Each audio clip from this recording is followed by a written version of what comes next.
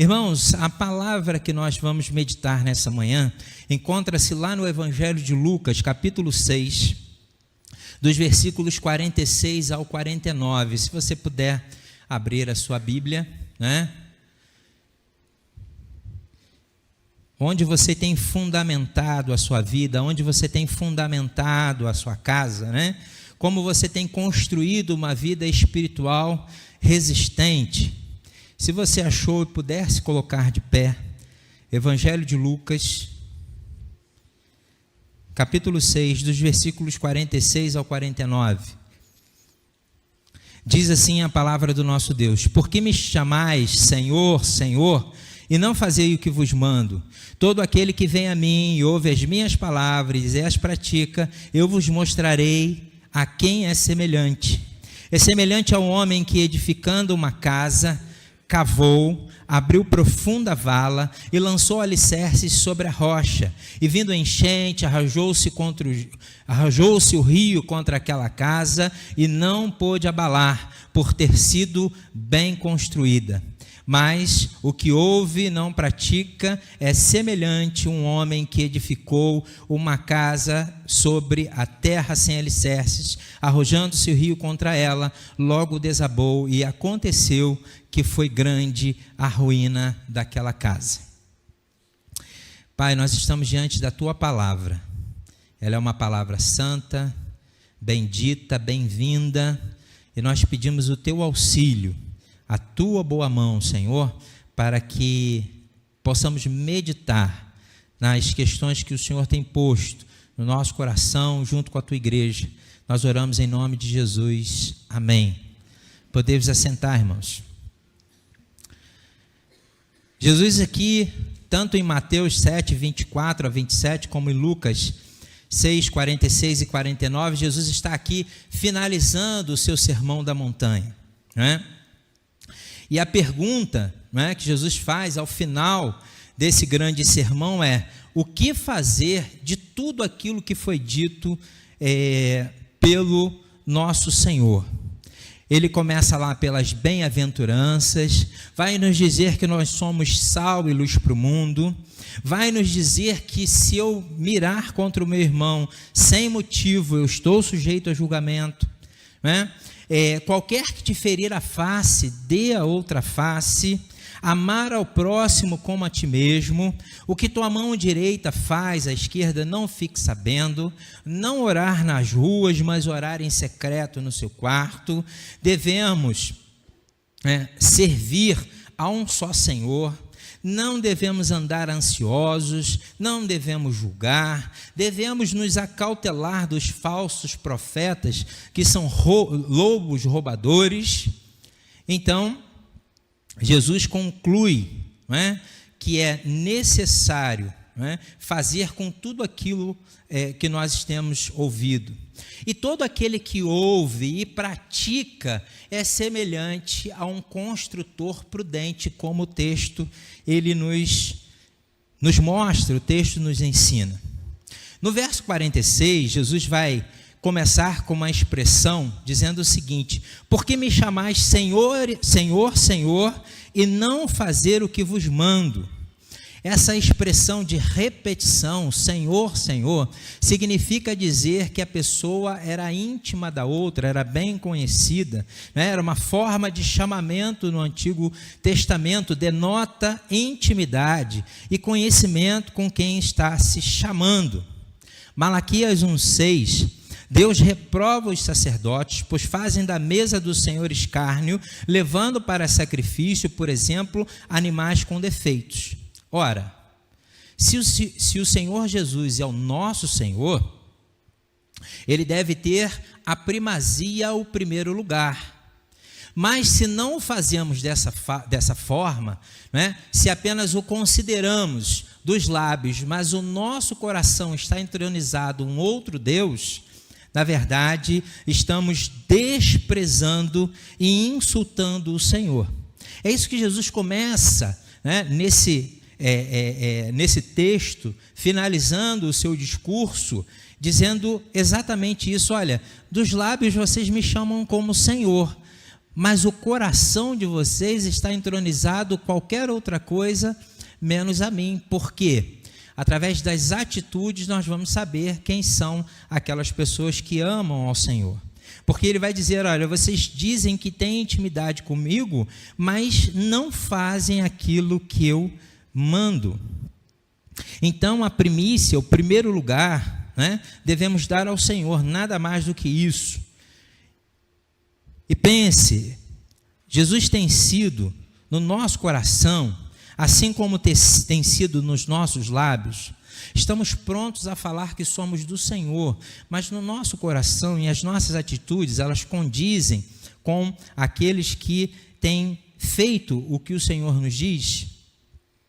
Versículo 47, ele vai nos dizer assim: todo aquele que vem a mim e ouve as minhas palavras e as pratica, eu vos mostrarei a quem é semelhante. E eu quero trazer aqui sinais de que Jesus está em primeiro lugar em nossas vidas.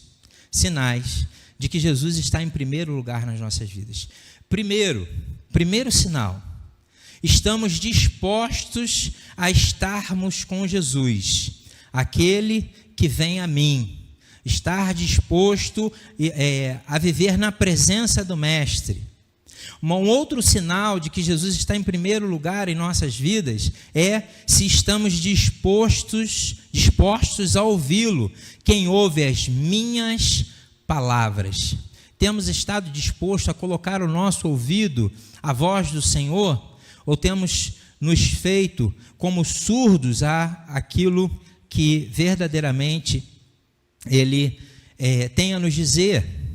E a terceira disposição, e alguns comentaristas bíblicos vão dizer que o cerne desse texto está exatamente no versículo 47, é a disposição em obedecer. Praticar a palavra de Deus, não é? Então eles consideram, alguns comentaristas bíblicos, o centro, o cerne, não é, de todo esse texto, que deve estar na obediência. E eu quero dizer para você que a obediência é a nota máxima para nós observarmos se Cristo realmente é o Senhor da sua vida ou da minha vida, né? É observarmos o nosso coração se ele é de Cristo. A obediência, irmãos, ela tem que ser tia. T-I-A. Nós estamos no dia do Dia dos Professores, né? Como é que nós chamávamos as nossas professoras lá no ensino fundamental? Como? Tia, né? Tia fulana, tia beltrana.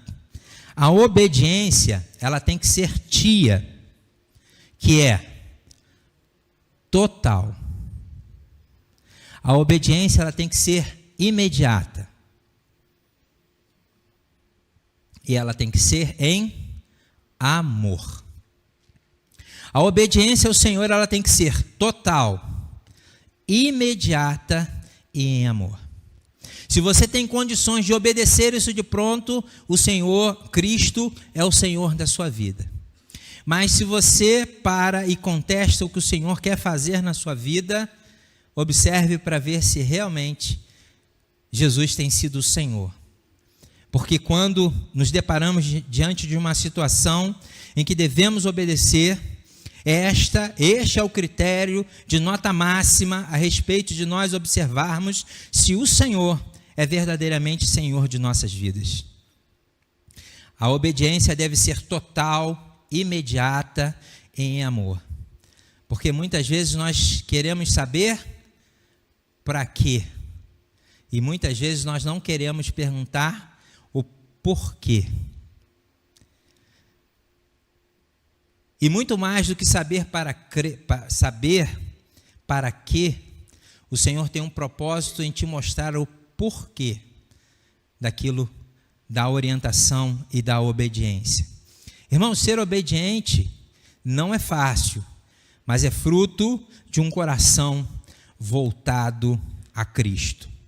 E diante de toda essa situação, o Senhor nos diz, olha, aquele que é obediente, aquele que tem o seu coração voltado ao Senhor, aquele que está pronto a ouvir a palavra do Senhor, eu vou mostrar a quem ele se assemelha. E teve algo que foi muito significativo para a minha vida espiritual, dentro do que eu estudei nesse texto a respeito do que nós vamos falar no versículo 48.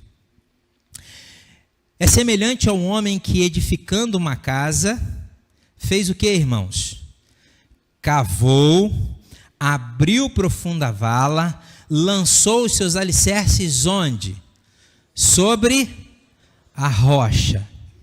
Vindo a enchente, arrojou-se contra aquela casa e não pôde abalar. E eu quero chamar a sua atenção, nesse momento aí, algumas traduções, como é o caso inclusive aqui, da que eu estou usando, no final do versículo 48 está da seguinte forma, arrojou-se o rio contra aquela casa e não pôde abalar por ter sido bem construída. Eu entendo aí, alguns comentaristas bíblicos entendem que ali há um erro não um erro de tradução, mas colocando dessa forma, você está exaltando o homem. Na Almeida Corrigida Fiel, na Revista e Corrigida, ela vai estar lá. Houve um sucesso porque a casa estava fundamentada na rocha. Sua versão está assim? Diz aí para mim, Carla. Lê para a gente aí um pedacinho do finalzinho do versículo. Não pôde abalar porque estava fundada sobre a rocha.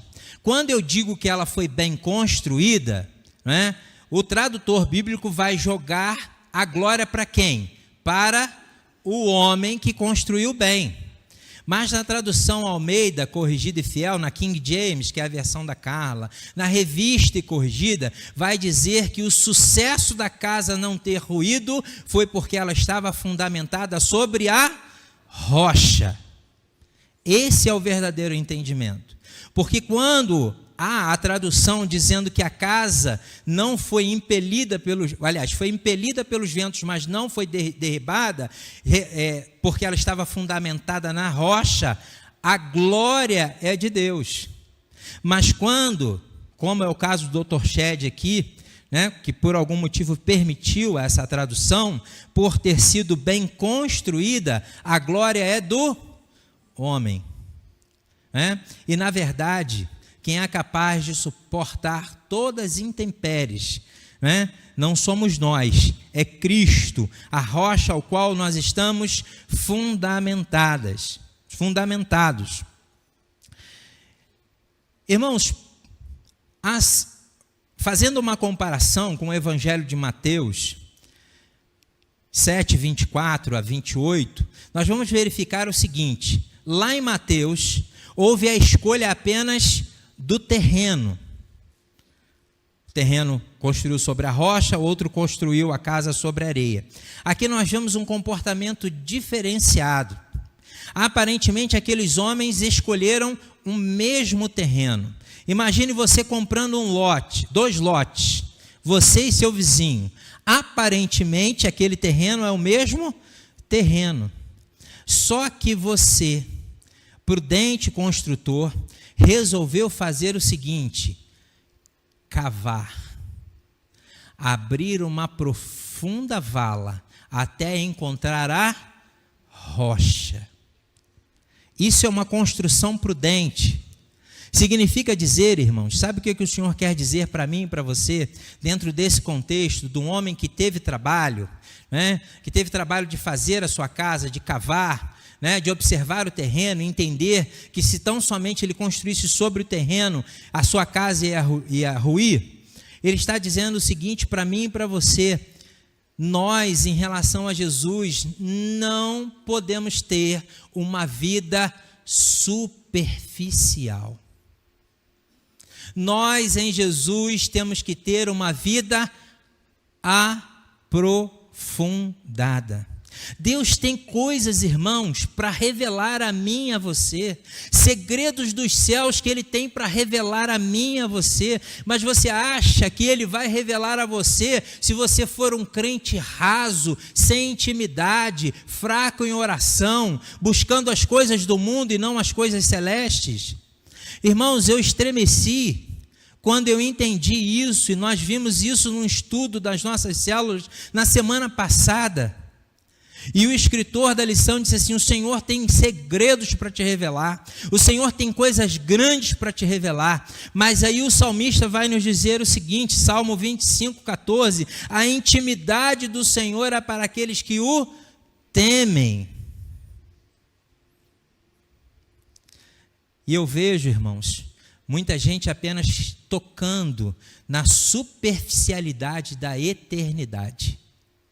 O Senhor quer que cavemos, o Senhor quer que busquemos mais fundo, e mais fundo, e mais fundo, porque o nosso Deus, ele é insondável, mas quanto mais o buscarmos, mais o conheceremos, e ele tem segredos da eternidade para nos revelar, irmãos. Você entende a grandeza dessa promessa? Mas ele só vai revelar a intimidade dele para aqueles que o temem, aqueles que cavam, aqueles que se aprofundam. O texto também vai nos dizer, né, que o bom construtor lançou o seu alicerce sobre a rocha. Irmãos, isso aqui fez grande diferença quando eu entendi essa sistemática de construção, né? Se tiver algum engenheiro aí, me perdoe, né? Se tiver alguma coisa que a gente precisa corrigir ao final, você pode falar comigo depois da mensagem, mas basicamente é o seguinte: quando você vai fazer uma construção, é necessário que a construção esteja firmada, esteja aprofundada, num lugar em que ele tenha firmeza. E olha que interessante, por quê? Quando você cava e encontra rocha, você lança ali os seus alicerces, os seus pilares, e aí você constrói você põe a laje, você faz toda a construção que vem por cima. E aí o interessante, você sabe o peso da laje, o peso dos móveis, o peso da construção, para onde vai? Você sabe para onde vai? Para onde vai? Vai para os alicerces, que transmitem todo o peso para onde? Para a rocha. Irmãos, significa dizer o seguinte: eu na minha vida não preciso carregar peso nenhum. Se Cristo for a minha base, nos alicerces lançados, eu vou lançar esse peso que vem sobre a minha vida, não sobre mim, mas sobre o Senhor. É Ele que vai suportar o peso no dia da angústia, é Ele que vai suportar o meu luto quando eu estiver de luto, é Ele que vai suportar as minhas fraquezas e as minhas mazelas, porque a transmissão da carga não fica na estrutura, mas ela é despejada, dispensada na rocha que é Cristo Jesus. Você que enfrentou uma situação difícil, seja ela de qual ordem for, você já imaginou por que você não sucumbiu?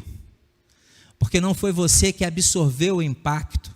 Quem absorveu o impacto foi Cristo, a nossa rocha, a rocha que vive, como Pedro diz lá na sua carta geral aos irmãos. Cristo tem sido a sua base.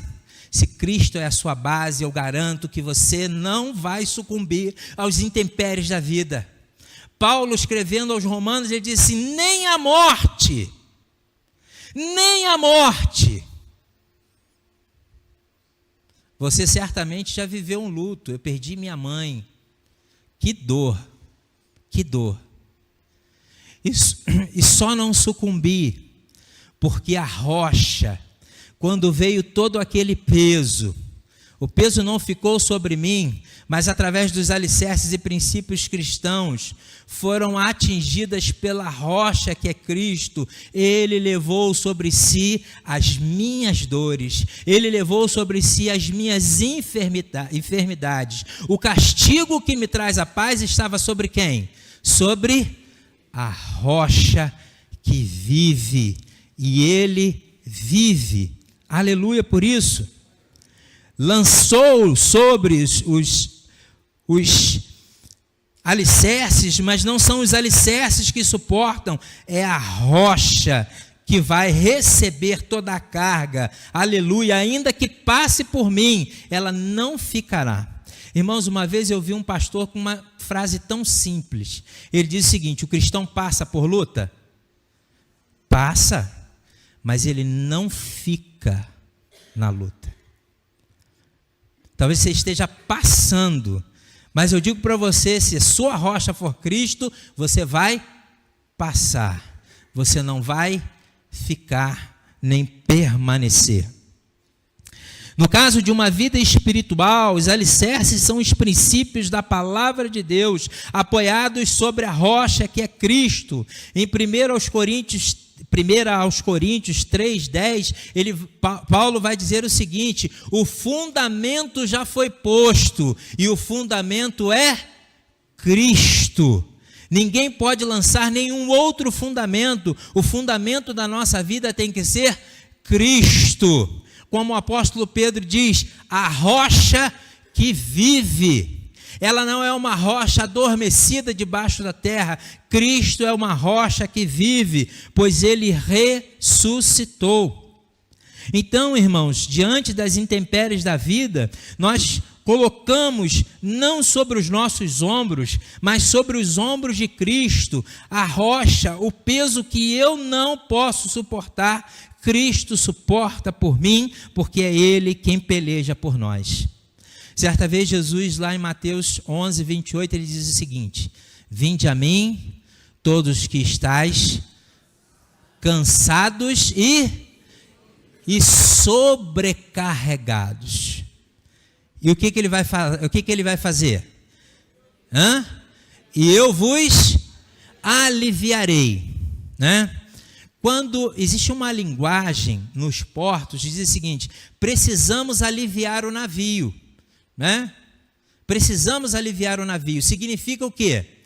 Para que aqueles homens vão até o navio e retirem o peso que está sobre o navio. E o que Jesus está falando para nós nesta manhã, corroborando com Mateus 11:28, que Cristo tem suportado o peso por mim e por você. Não é à toa, né, que tem aquela historinha das pegadas na areia, eu acho que você já conhece, né, quando uma pessoa diz que caminhava com Cristo, via 2 pegadas na areia, e no momento mais difícil da vida dela, ela olha para aquelas pegadas e vê uma só pegada. E assim, mas Senhor, quando eu mais precisei, o Senhor me abandonou, o Senhor me desprezou, eu tive que fazer essa caminhada sozinho. E aí qual a surpresa que ele tem?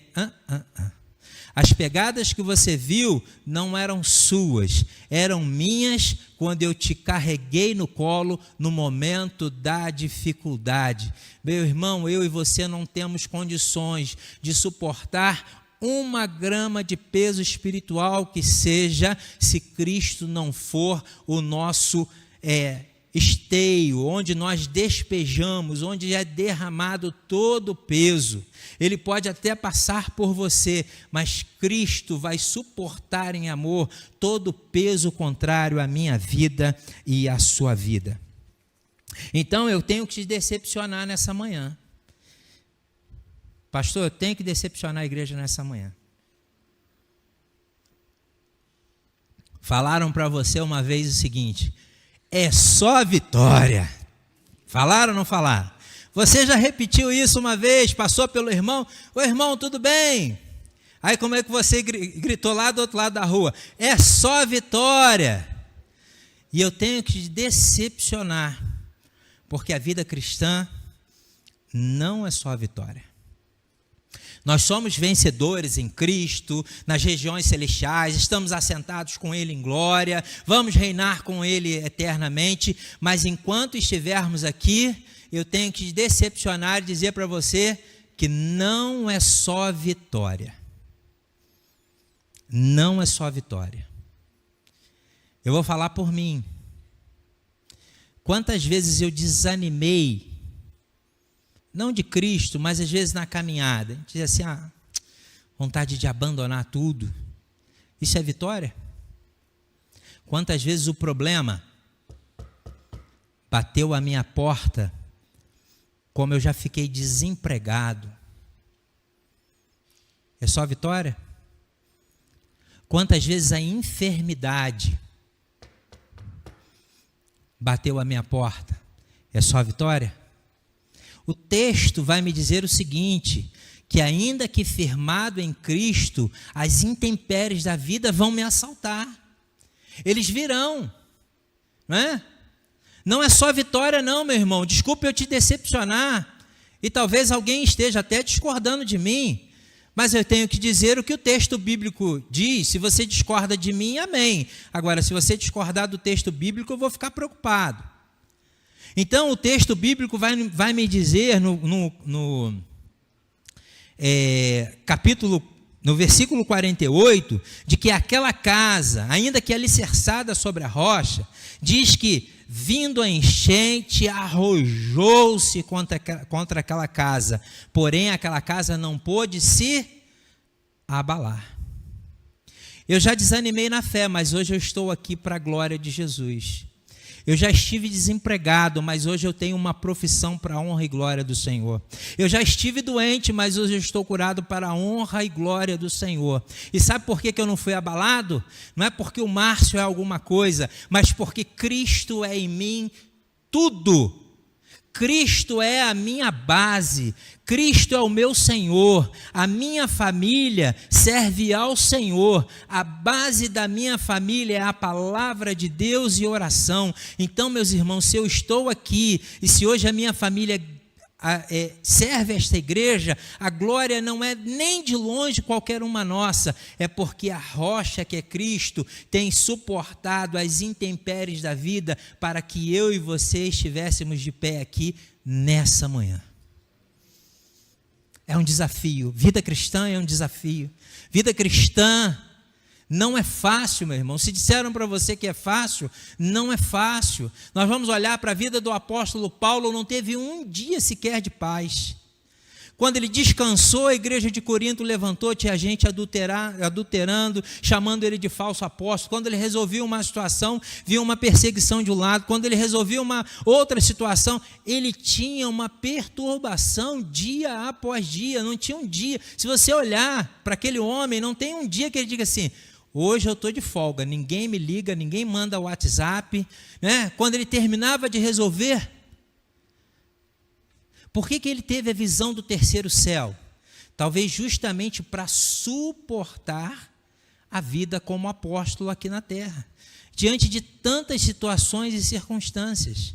Mas ele, sabendo que Cristo era a rocha da sua vida, ele permaneceu firme e fiel. Então, irmãos, diferente do que é afirmado no meio gospel, né, a palavra de Deus vai me dizer: venha enchente, arroja-se sim contra a nossa casa. Mateus ainda acrescenta, o evangelista Mateus disse que soprando os ventos deram com ímpio contra a casa. A vida cristã não é só vitória, existem também momentos difíceis. Paulo, escrevendo aos Romanos, capítulo 8, versículo 18, ele vai dizer o seguinte: os sofrimentos do tempo presente não se comparam com a glória que virá no futuro. Mas no presente, o que tem no presente? Os sofrimentos. Eu não estou dizendo que a sua vida tem que ser uma vida de sofrimento, não. Longe disso. Bate na madeira? Não pode. Eu sou crente, né? Não pode. Aí, ó, ia bater na madeira, hein? Pastor ia tomar meu microfone na hora. Brincadeira, irmãos, isso é para descontrair. Você tem que ter uma vida difícil para dizer que você é crente? Não. A maior parte da minha vida são de momentos felizes. Com a minha igreja, com a minha família, né, com o meu trabalho. Sabe, a maior parte do tempo. Mas existem tempos que eles são difíceis. E eu preciso entender que esses tempos difíceis, eles são necessários, muitas vezes pedagógicos. Muitas vezes o Senhor nos permite para nos ensinar, mas ele é um tempo que passa. Como eu disse, né? Romanos 8,35, ainda vai dizer, né? Paulo dizendo, olha, a tribulação, a angústia, perseguição, fome, nudez, perigo. É possível, irmãos. É possível. Porém, agora eu tenho que começar a dar boa notícia, né, Tiago, Constância? Que até agora, acho que o pessoal está meio desanimado, mas eu quero começar a te dar uma boa notícia. Romanos 8,37, ele vai nos dizer o seguinte: porém, em todas essas coisas, fome, nudez, perigo, doença, morte, em todas essas coisas, estou torcendo que a igreja fale, em todas essas coisas, somos mais que vencedores em Cristo, a rocha que vive.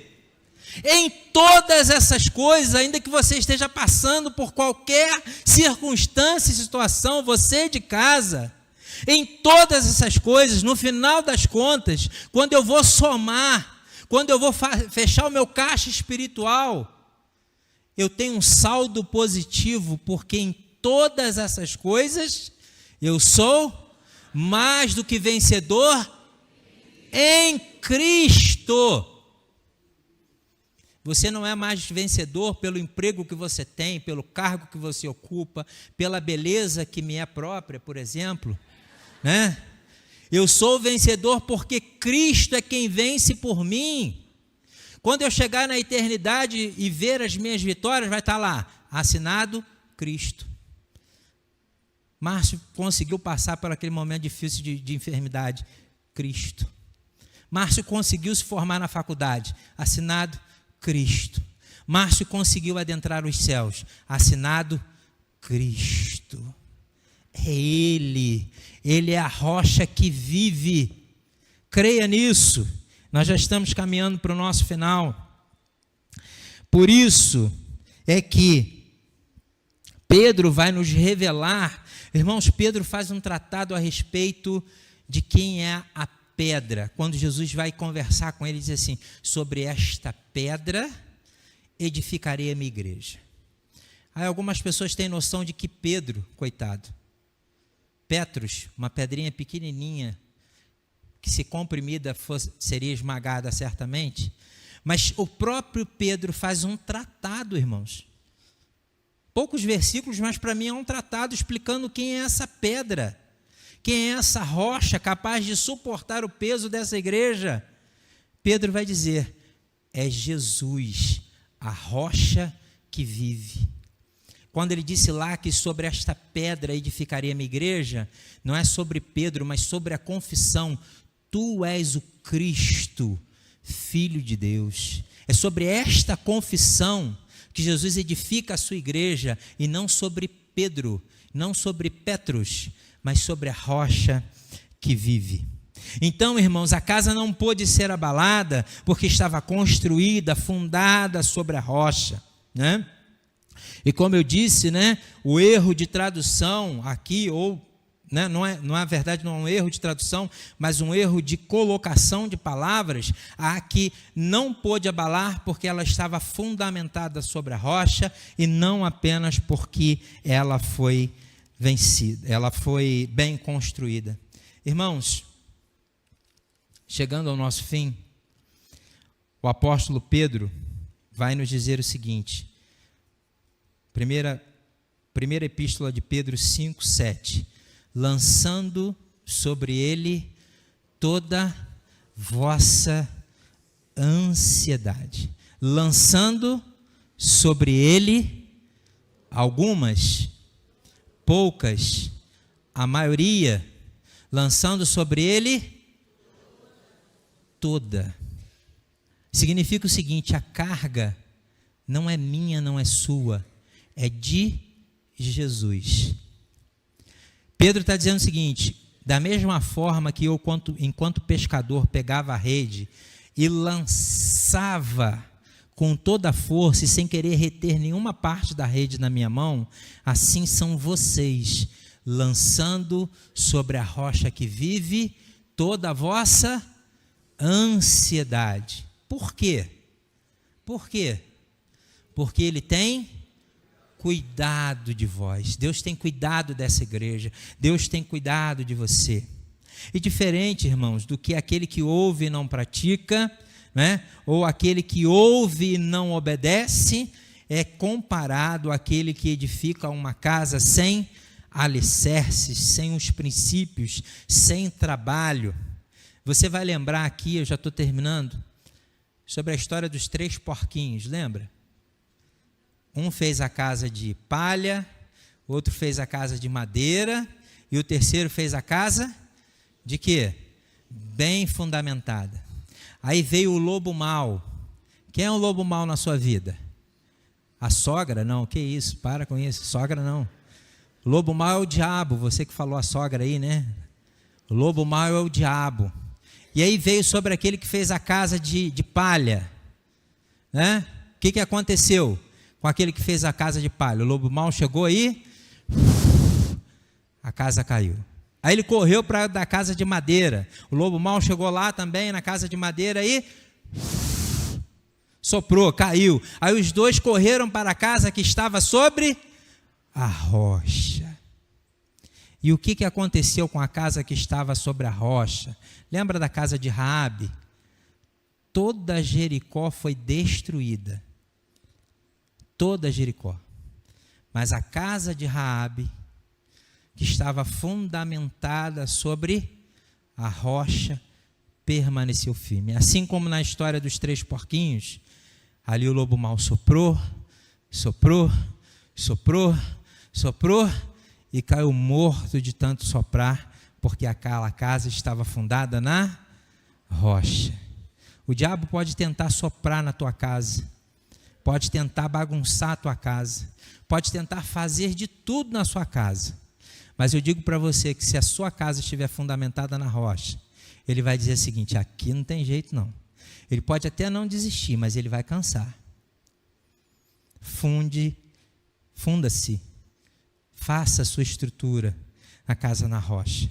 Mas o desdobramento desse texto, irmãos, está na seguinte observação. Esse contexto de tudo que nós estamos falando aqui, Jesus está apontando para a eternidade. No dia do juízo, onde estará a sua vida? Essa é o grande cerne, é o grande desfecho, é a grande luz que Jesus quer jogar no coração dos seus ouvintes naquele momento. Onde você estará na eternidade? É isso que Jesus está dizendo aqui nesse texto.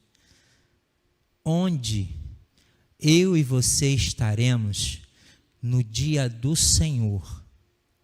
Para aqueles fundados na rocha, uma grande alegria.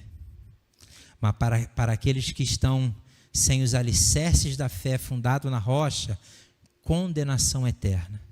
Então a minha pergunta para você, que você leve para casa, que fique inculcado: onde eu vou passar a eternidade?